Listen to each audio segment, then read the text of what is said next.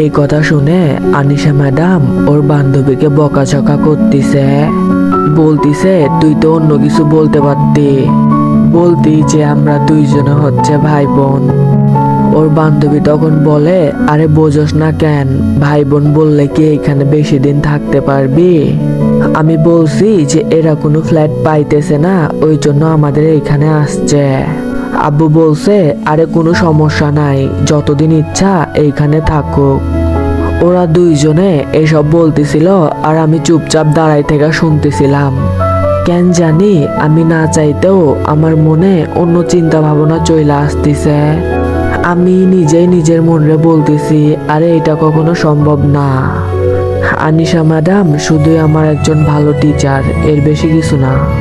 Anisha madam আমার কাছে এসে বলে, দেখ আমাদের এইখানে থাকতে হলে মিথ্যা কথা তো বলতেই হবে, তাই না?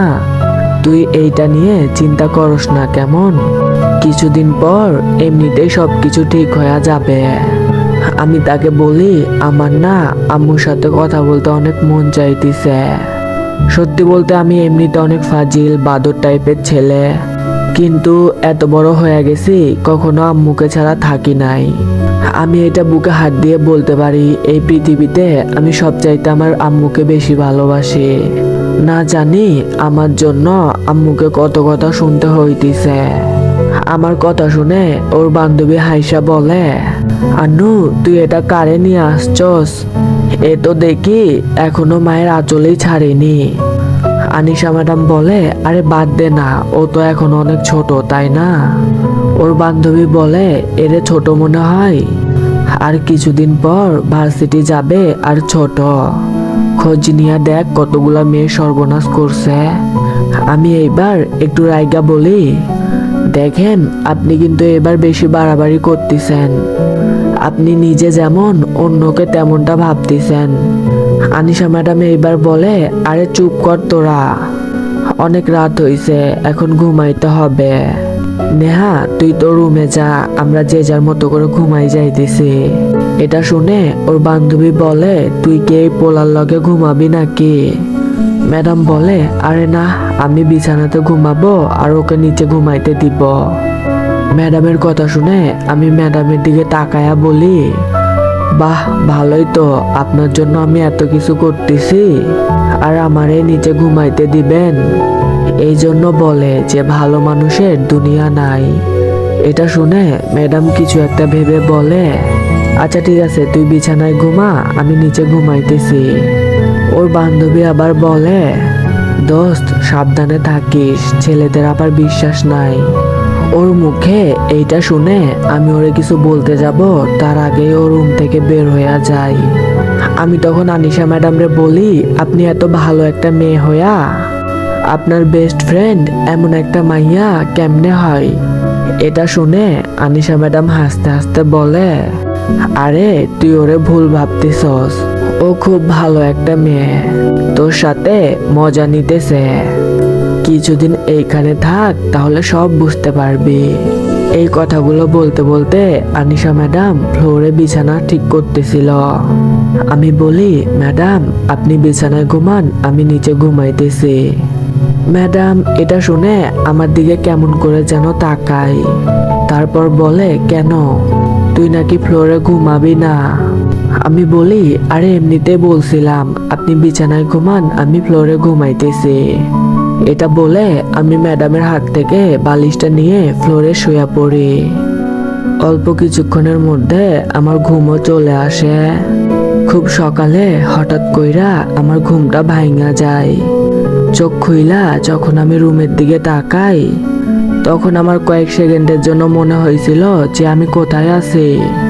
পরে আবার সবকিছু মনে পড়া যায়। তখনই আমার চোখ যায় বিছানার দিকে। আনিশা ম্যাডাম এখনো ঘুমায় আছে। এই প্রথমবার আমি আনিশা ম্যাডামের ঘুমন্ত চেহারা দেখতেছি। এর আগেও যে আনিশা ম্যাডামরে দেখা ক্রাশ খাই নাই তেমনটা না, কিন্তু আজকে এই মুহূর্তে আনিশা ম্যাডামরে অসম্ভব সুন্দর লাগতেছে। আমি অপলক দৃষ্টিতে আনিশা ম্যাডামের দিকে তাকায় আছি। রুমে ফ্যান চলতেছে, খুব যে গরম লাগতেছে তাও না। কিন্তু আমি লক্ষ্য করি আনিশা ম্যাডামের নাকের উপরটা ঘাইমা আছে, যার জন্য ওরে আরো অনেক বেশি মায়াবী লাগতেছে। এতদিন পর আজকে প্রথমবার আনিশা ম্যাডামের দেখা আমার কেমন জানি একটা ফিলিংস আইতিছে। আনিশা ম্যাডামের নাক রীতিমতো ঘামতিছে, কিন্তু ও এমন ভাবে শুয়ে আছে যেন ওরে ঠান্ডা লাগতেছে। সকালবেলা ওই যে বাচ্চারা যেমনে ঠান্ডা লাগলে জড়ো সড়ো হয়ে শুয়ে থাকে না, ওইভাবে আনিশা ম্যাডাম শুয়ে আছে। আমি আমার চাদরটা গিয়ে আনিশা ম্যাডামের গায়ের ওপর দিই।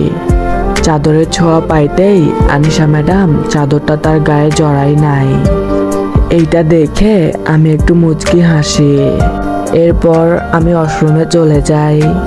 সকালের নাস্তা আবারও সবাই একসাথে করি। নাস্তা করে আমি আনিশা ম্যাডাম আর ওর বান্ধবী নেহা আমরা তিনজনে বেরিয়ে পড়ি। আমরা কোথাও ঘুরতে যাইতেছি না, আমরা শপিং মলে যাইতেছি। কারণ বাসা থেকে বের হওয়ার সময় আমি কোনো আমার জামা কাপড় আনি নাই, এই জন্য আমার কিছু জামা কাপড় কিনতে হবে। মলে আইসা আমি হালকা কিছু জামা কাপড় কিনি। টাকাগুলো অবশ্য আনিশা ম্যাডামই দিছে। এরপর আবারও আমরা বাসায় চলে আসি। আসার সময় অবশ্য একটা ফুচকাওয়ালা মামার দোকানে নামছিলাম আমরা। বাপরে বাপ, আমি তো আনিশা ম্যাডামের ফুচকা খাওয়া দেখা পুরাই অবাক।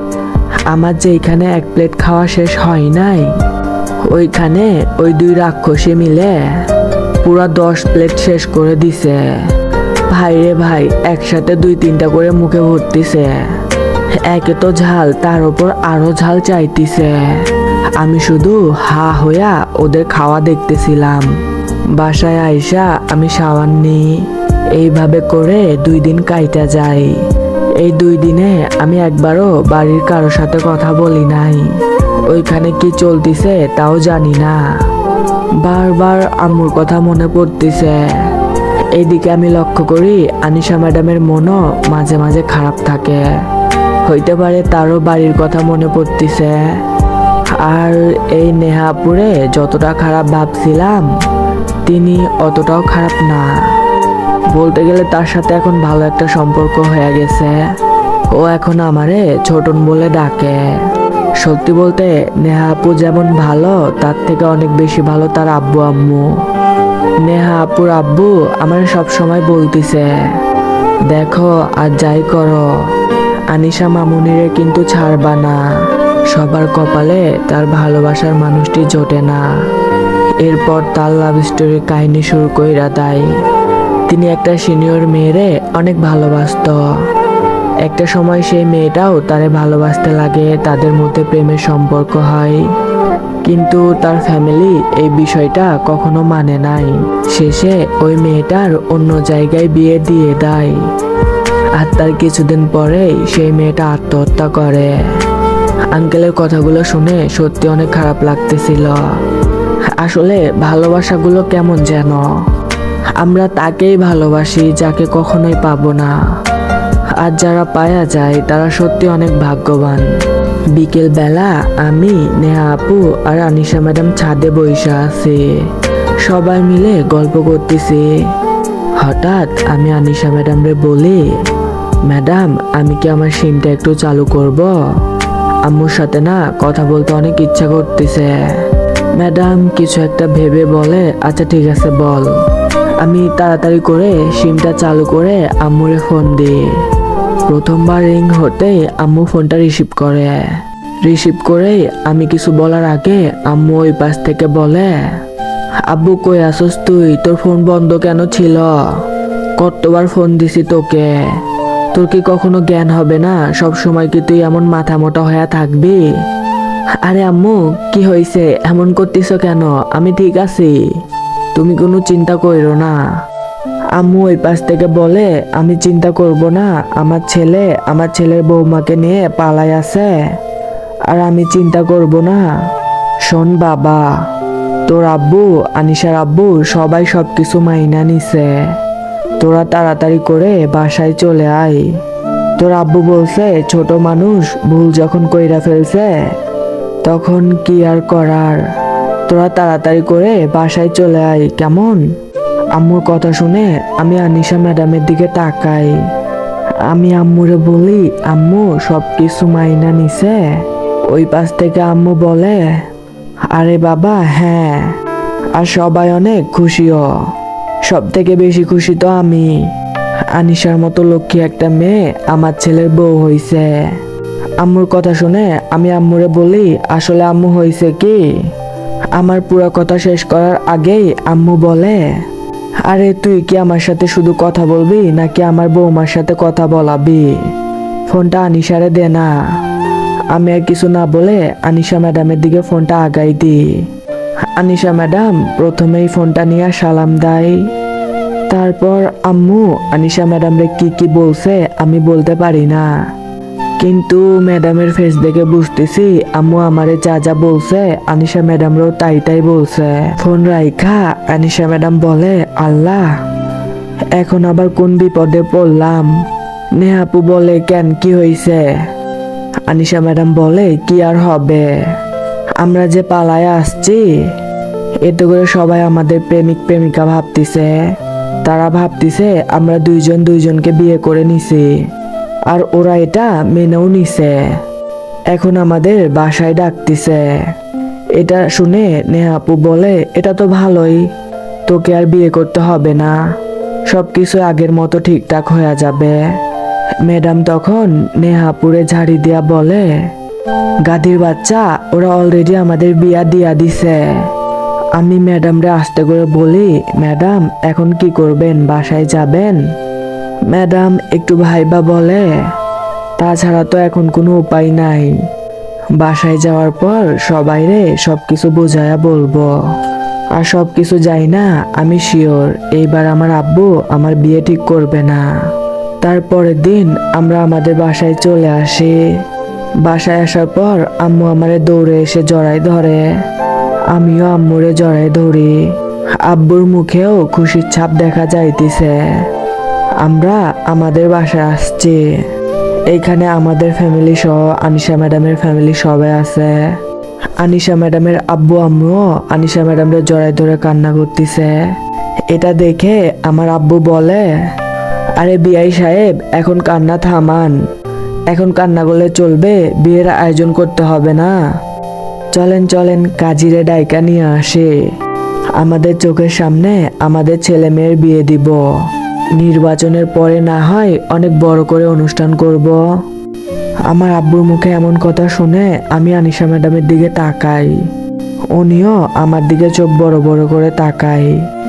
আসলে পরিস্থিতিটা এমন ক্রিয়েট হয়ে গেছে যে আমরা সাহস করে যেটা বলার জন্য আসছিলাম ওইটা বলতে পারতেছি না।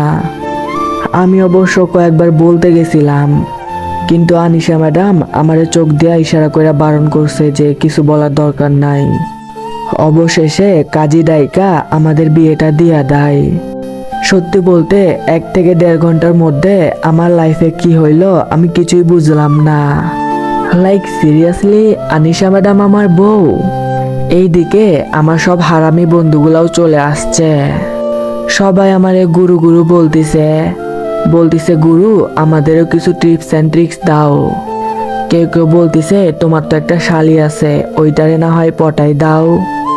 আমি তাদের সামনাসামনি কিছু বলতে পারতেছি না, কিন্তু মনে মনে তাদের গালি দিয়া তাদের বংশ উদ্ধার করে ফেলতেছি। আমাদের বাসরাত সাজানো হয়। ম্যাডাম নাকি শাড়ি পইরা আমার বিছানার ওপর বইসা আছে, আর আমি আর আমার বন্ধুরা আমার রুমের দরজার সামনে দাঁড়ায় আছি। হালার পোহালারা আমারে খারাপ খারাপ বুদ্ধি দিতেছে, বলতিছে বিড়ালটা দেইখা শুই না মারস, তোরে আবার কামড় না দিয়া বসে। ওদের কথা সহ্য না করতে পাইরা আমি রুমে ঢুইকা পড়ি। দেখি আনিশা ম্যাডাম বিছানার ওপর বইসা আছে। আমি দরজাটা লক করে আস্তে আস্তে বিছানার পাশে গিয়ে দাঁড়াই। শুনছিলাম যে নতুন বউরা নাকি ইয়া বড় ঘোমটা দিয়ে থাকে বাসরাতে, কিন্তু আনিশা ম্যাডামরে দেখতেছি ঘোমটা ছাড়াই বইসা বইসা ফোন টিপতেছে।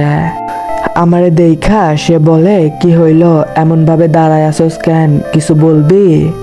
আমি বলি যে আপনি এমন ভাবে বইসা আছেন কেন, আজকে তো আমাদের বাসরাত তাই না? এই কথাটা বলতে দেরি, কিন্তু আনিশা ম্যাডামের আমার পাঞ্জাবির কলার ধরতে দেরি হয় না।